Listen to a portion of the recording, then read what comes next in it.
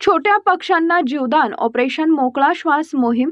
वटपौर्णिमेनंतर वडाच्या झाडांवर राहिलेल्या दोऱ्यांमुळे पक्षी, वटवाघुळे व इतर लहान जीवांच्या अधिवासाला धोका निर्माण होत असल्याची दखल घेत एकत्व सोशल फाउंडेशन बाळेच्या वतीनं ऑपरेशन मोकळा श्वास ही पर्यावरणपूरक मोहीम राबवण्यात आली. या उपक्रमाअंतर्गत बाळे व परिसरातील अनेक वडाच्या झाडांवरील दोरे व कापूस काढून झाडांना मुक्त करण्यात आले. वटपौर्णिमेनंतर झाडांवर राहिलेला दोरा व कापूस पक्षी घरटे बांधण्यासाठी किंवा अन्न समजून वापरत असल्यानं ते त्यात अडकून जखमी होण्याच्या तसेच मृत्युमुखी पडण्याच्या घटना घडतात.